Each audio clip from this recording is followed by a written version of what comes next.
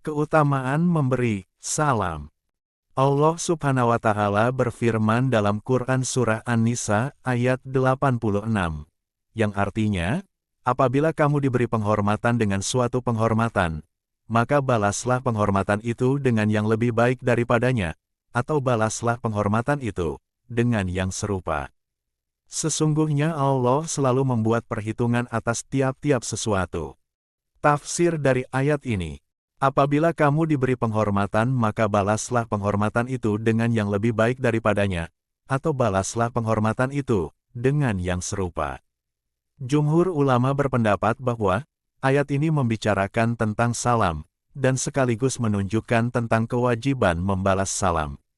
Jawaban salam itu bisa dengan yang lebih baik, misalnya dengan menambahkan kalimat warahmatullah, dan jika kalimat ini sudah diucapkan oleh si pemberi salam, maka jawabnya bisa ditambah dengan kalimat wa barakatuh, ini merupakan salam yang paling lengkap. Atau, bisa juga dijawab sama seperti ucapan si pemberi salam. Sebagaimana diriwayatkan, bahwa seorang laki-laki mengucapkan salam kepada Rasulullah Muhammad SAW, Assalamu alaika. Dijawab oleh Nabi Muhammad SAW, wa alaikas salam warahmatullah.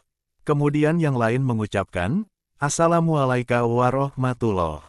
Nabi menjawab, wa alaikas salam warahmatullah wabarakatuh. Lantas yang lain lagi mengucapkan, Assalamu alaika warahmatullah wabarakatuh. Beliau menjawab, wa alaika. Orang itu memprotes, Baginda sudah mengurangi jawaban salam saya. Manakah yang difirmankan Allah Subhanahu wa Ta'ala? Kemudian orang itu membacakan ayat tadi. Maka Nabi Muhammad SAW menjawab, salammu itu tidak meninggalkan sisa untukku, maka aku menjawab salammu itu dengan salam yang sama. Itu dikarenakan, salam orang tersebut telah meliputi semua bagian keinginan, yaitu selamat dari bahaya dan beroleh manfaat serta tetapnya manfaat itu. Dan berdasarkan hadis ini pula, ada yang mengatakan, atau untuk memberi pilihan, apakah orang yang memberi salam itu akan menyampaikan salam dengan sebagian saja daripadanya, atau secara sempurna. Sedang kewajiban menjawab salam itu adalah fardu kifayah. Dan sekalipun salam itu disyariatkan, namun ia tidak boleh dijawab ketika orang sedang mendengarkan khutbah Jumat, atau ketika sedang membaca Al-Quran, atau ketika sedang berada di kamar kecil, atau ketika sedang buang air, dan lain-lain yang serupa. Sesungguhnya Allah Subhanahu wa Ta'ala selalu membuat perhitungan atas tiap-tiap sesuatu. Dia membuat perhitungan atas kamu karena salam atau lainnya. Qadi Baidawi. Dari sahabat Abdullah bin Mas'ud radhiyallahu anhu, dari Nabi Muhammad SAW, sabdanya, yang artinya, salam adalah salah satu dari asma Allah Subhanahu wa Ta'ala, maka sebarkanlah ia di antara kamu. Dalam riwayat lain, yang artinya, apabila seorang muslim memberi salam kepada muslim lainnya, kemudian orang itu menjawab salamnya, maka malaikat mendoakan orang yang menjawab salam itu sebanyak 70 kali. Jika orang itu tidak menjawabnya, maka salam itu akan dijawab oleh makhluk-makhluk lain yang ada bersamanya, kemudian mereka akan mengutuknya sebanyak 70 kali. Dahulu, Abu Muslim Al-Khawlani radhiyallahu anhu pernah berjalan melewati suatu kaum, tetapi dia tidak mengucapkan salam kepada mereka. Dia memberikan alasan, tidak ada yang menghalangi saya dari memberi salam kepada mereka selain dari rasa khawatir saya. Nanti mereka tidak menjawab salam saya, sehingga mereka dikutuk oleh malaikat. Demikian disebutkan dalam Bahrul Ulum. Dan dikemukakan di dalam kitab Bustanul Arifin, apabila kamu melewati suatu kaum maka ucapkanlah salam kepada mereka. Jika kamu telah mengucapkan salam kepada mereka maka mereka wajib menjawabnya. Dan dikemukakan juga di dalam kitab tersebut, orang yang berjalan memberi salam kepada orang yang duduk, orang yang lebih muda memberi salam kepada orang yang lebih tua. Orang yang berkendaraan memberi salam kepada orang yang berjalan kaki. Orang yang menunggang kuda memberi salam kepada orang yang menunggang keledai. Dan orang yang datang dari belakang Anda memberi salam kepada Anda. Orang yang menjawab salam itu harus memperdengarkan ucapan salamnya, sebab kalau tidak terdengar maka itu bukan jawaban. Orang harus memberi salam kepada keluarganya ketika dia memasuki rumahnya. Jika dia memasuki rumah yang tidak ada seorang pun penghuninya, maka hendaklah dia mengucapkan, Assalamualaikum wa ala ibadillahis sholihin. Salam sejahtera atas kami dan atas hamba-hamba Allah yang soleh. Karena malaikat akan menjawab salamnya, maka akan diperoleh keberkahan yang lebih banyak dan lebih sempurna. Para ulama berbeda pendapat dalam hal pemberian salam kepada anak kecil. Sebagian ulama berpendapat bahwa mereka diberi salam, yang lain mengatakan tidak diberi salam, dan sebagian lagi mengatakan memberi salam kepada mereka lebih utama dari meninggalkannya. Dan pendapat terakhir inilah yang kami ambil. Di dalam kitab Zubdatul Masail disebutkan, apabila seorang laki-laki mengucapkan, Assalamualaikum, ya Zaid. Kemudian salam itu dijawab oleh Ammar, maka kewajiban menjawab salam tersebut tidak gugur dari Zaid. Sedang di dalam kitab Raudatul Ulama disebutkan, apabila seorang berjumpa dengan orang lain, dalam hal ini ulama berbeda pendapat. Sebagian ulama berpendapat bahwa orang yang datang dari kota memberi salam lebih dahulu kepada orang yang datang dari desa. Karena dia datang dari tempat yang aman, maka dia memberi salam kepada orang yang datang dari desa, sebagai pemberitahuan tentang keselamatan keadaan di kota. Sedangkan ulama lainnya berpendapat bahwa orang yang datang dari desa itulah yang seharusnya memberi salam lebih dahulu kepada orang yang datang dari kota. Karena orang yang datang dari kota itu datang dari tempat yang lebih baik. Nabi Muhammad SAW bersabda, yang artinya, barang siapa menulis sholawat atasku dalam sebuah kitab, maka para malaikat senantiasa memohon ampun untuknya selama tulisan namaku itu masih berada di dalam kitab tersebut. Dikatakan bahwa, memulai dengan ucapan salam sebelum berbicara atau menyampaikan hajat adalah sunnah mustahab, bukan wajib. Sedangkan mendengarkan salam tadi adalah mustahab, bahkan wajib menurut pendapat yang sahih, yaitu sunnah kifayah. Sedang menjawab salam adalah fardu kifayah. Jika ada sekumpulan orang banyak, lalu salah seorang dari mereka memberi salam, maka salamnya itu telah mencukupi mereka semua. Sedang kalau mereka semua memberi salam, maka itu adalah lebih utama dan lebih sempurna. Demikian pula menjawabnya adalah wajib, sehingga apabila jawaban salam itu tidak terdengar oleh orang yang memberi salam, maka kewajiban menjawab salam itu tidak gugur dari orang yang menerima salam. Sampai-sampai dikatakan, seandainya orang yang memberi salam itu tuli, maka wajib atas orang yang menjawab salam itu menggerakkan kedua bibirnya dan memperlihatkannya kepada orang yang memberi salam itu, sehingga kalau dia tidak tuli, tentu akan terdengar olehnya. Dan dikatakan, apabila seseorang mengucapkan, Assalamualaikum, dengan menggunakan kata ganti mufrad, maka jawablah, Waalaikumsalam, dengan kata ganti jamak. Karena orang mukmin itu tidak sendirian, tetapi disertai oleh malaikat. Maka tidak sepatutnya seorang muslim mengucapkan alaika dengan dimufradkan. Karena, kalau dia mengucapkan seperti itu, maka berarti dia telah mengharamkan malaikat dari salamnya itu, dan juga mengharamkan dirinya sendiri dari jawaban para malaikat. Dan kalaupun para malaikat itu tidak memerlukan ucapan salam kita, namun kita tetap memerlukan jawaban mereka yang memohonkan rahmat.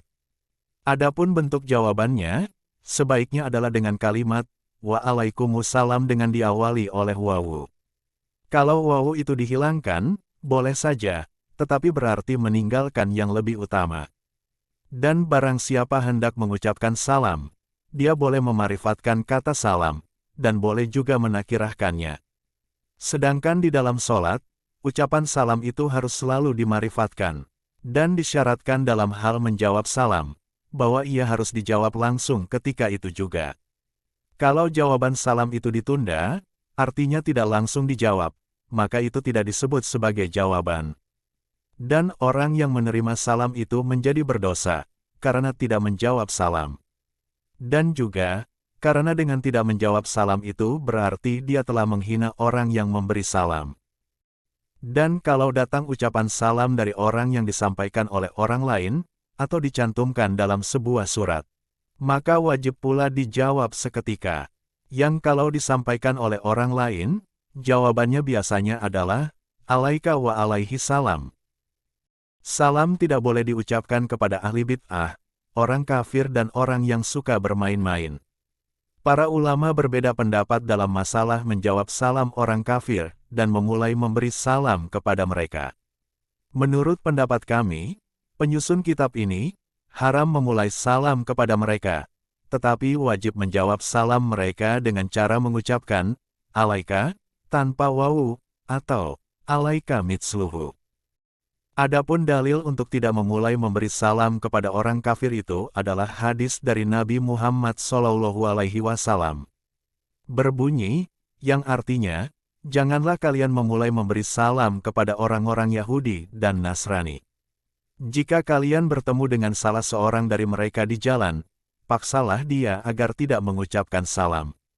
Karena memulai memberi salam kepada mereka itu berarti memuliakan mereka, padahal memuliakan orang kafir itu tidak diperbolehkan. Dan dari sahabat Abu Hurairah radhiyallahu anhu, katanya, Nabi Muhammad SAW bersabda, yang artinya, kamu tidak akan masuk surga kecuali kamu beriman dengan iman yang sempurna. Dan kamu tidak akan beriman dengan sempurna kecuali kamu saling mencintai. Ingatlah, aku akan menunjukkan kepadamu suatu perbuatan, yang jika kamu lakukan maka kamu akan saling mencintai. Sebarkanlah salam di antara sesama kamu. Hadis riwayat Muslim dan Abu Daud. Hadis ini mengandung suatu anjuran yang sangat penting, yaitu supaya menyebarkan ucapan salam kepada kaum muslimin semuanya, baik yang sudah dikenal maupun yang belum dikenal. Disebutkan di dalam kitab At-Tarhaniyah, memberi salam pada beberapa keadaan berikut ini hukumnya makruh tahrim, yaitu, ketika orang sedang membaca Al-Quran dengan suara keras. Tetapi orang yang sedang membaca Al-Quran itu boleh menjawab salam tersebut, karena dia bisa memperoleh dua keutamaan, dari membaca Al-Quran dan menjawab salam. Begitu pula bagi orang yang sedang mendengarkan pembacaan Al-Quran. Dan juga ketika sedang mendiskusikan ilmu, dalam hal ini, tidak boleh memberi salam kepada seorang pun yang sedang mendiskusikan ilmu. Jika hal itu dilakukan, maka orang yang memberi salam itu menjadi berdosa. Dan demikian pula, ketika sedang diserukan azan atau iqomat. Adapun menjawab salam dalam keadaan-keadaan yang disebutkan tadi, menurut pendapat yang benar, juga tidak diperbolehkan, sekalipun dengan suara pelan.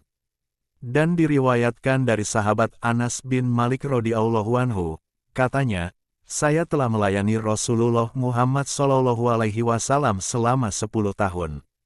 Dan selama itu pula, belum pernah beliau mengatakan tentang sesuatu yang telah saya kerjakan. Kenapa engkau lakukan itu? Dan belum pernah mengatakan tentang sesuatu yang tidak saya kerjakan. Kenapa engkau tidak melakukannya? Beliau bersabda, hai Anas, aku memberi wasiat kepadamu dengan satu wasiat, maka ingatlah. Perbanyaklah sholat di waktu malam, niscaya engkau akan dicintai oleh para malaikat hafazah, malaikat yang menjaga keselamatan manusia. Jika engkau menemui keluargamu, maka ucapkanlah salam kepada mereka. Niscaya Allah Subhanahu wa Ta'ala akan menambah keberkatan-keberkatanmu. Dan jika engkau mampu untuk tidak tidur kecuali dalam keadaan suci, maka lakukanlah, sebab jika engkau sampai meninggal dunia ketika itu, niscaya engkau mati sebagai syahid. Jika engkau keluar meninggalkan keluargamu, maka berilah salam kepada siapa saja yang engkau jumpai, niscaya Allah Subhanahu wa Ta'ala akan menambah kebaikan-kebaikanmu. Hormatilah orang-orang Islam yang sudah tua, dan kasihanilah orang-orang Islam yang masih muda. Niscaya aku dan engkau akan tinggal di dalam surga seperti ini. Kemudian beliau mengisyaratkan dengan merenggangkan jari telunjuk dari jari tengahnya. Dan ketahuilah wahai Anas, bahwa Allah Subhanahu wa Ta'ala ridho kepada seorang hamba dikarenakan suatu suapan yang dimakannya. Kemudian dia memuji Allah Subhanahu wa Ta'ala karenanya, dan seteguk air yang dia minum. Kemudian dia memuji Allah Subhanahu wa Ta'ala karenanya. Al-Hadis. Dan dari Ibnu Salam radhiyallahu anhu, katanya, saya mendengar Rasulullah Muhammad Shallallahu Alaihi Wasallam bersabda, yang artinya, wahai sekalian manusia, sebarkanlah salam, berilah makan, dan salatlah di waktu malam ketika orang lain sedang tidur pulas. Niscaya kamu akan masuk surga. Dan diriwayatkan dari Nabi Muhammad Shallallahu Alaihi Wasallam bahwa beliau bersabda, yang artinya, sesungguhnya di dalam surga ada kamar-kamar dari bermacam-macam warna seluruhnya, luarnya bisa terlihat dari dalam dan dalamnya bisa terlihat dari luar. Di sana terdapat kenikmatan-kenikmatan yang tidak pernah dilihat oleh mata siapapun, tidak pernah didengar oleh telinga siapapun, dan tidak pernah terlintas dalam benak siapapun. Para sahabat bertanya, "Ya Rasulullah, untuk siapakah kamar-kamar itu gerangan?" Beliau menjawab, "Untuk orang yang menyebarkan salam, memberi makan, melanggengkan puasa dan sholat malam di saat orang lain masih tidur." Para sahabat bertanya kembali, "Siapakah yang mampu melakukan itu, ya Rasulullah?" Beliau menjawab, "Aku akan memberitahukan kepadamu tentang itu. Orang yang berjumpa dengan saudaranya sesama muslim lalu dia memberi salam kepadanya, maka berarti dia telah menyebarkan salam. Orang yang memberi makan kepada keluarganya dan kepada orang-orang yang menjadi tanggungannya sampai kenyang, maka berarti dia telah memberi makan. Orang yang berpuasa di bulan Ramadan dan 6 hari di bulan Syawal, maka berarti dia telah melanggengkan puasa. Dan orang yang melaksanakan sholat Isya dan sholat subuh secara berjamaah, maka berarti dia telah melakukan sholat malam ketika orang lain masih tidur, yaitu orang-orang Yahudi, Nasrani, dan Majusi. Demikianlah sebagaimana dikemukakan oleh Imam Al-Andalusi rahimahullah. Dan dimakruhkan memberi salam ketika hadis sedang diriwayatkan, ketika azan dan iqomat, apabila orang-orang sibuk menjawab azan dan iqomat itu. Dalam hal ini, menjadi berdosalah orang yang memberi salam itu, sedangkan orang yang menerimanya tetap wajib menjawabnya. Dan dimakruhkan juga memberi salam kepada orang yang sedang berada di dalam kamar kecil. Menurut Abu Hanifah, orang yang berada di kamar kecil itu boleh menjawabnya dengan hatinya, bukan dengan lidahnya. Sedang menurut Abu Yusuf, tidak boleh menjawabnya sama sekali. Dan menurut Muhammad, boleh menjawabnya setelah dia selesai dari hajatnya. Dan dimakruhkan pula memberi salam kepada orang yang sedang sholat. Kalau itu dilakukan, maka berdosalah orang yang memberi salam itu, sedang salamnya tidak perlu dijawab. Dan dimakruhkan memberi salam kepada pengemis. Dan kalau pengemis itu yang memberi salam, maka salamnya tidak wajib dibalas.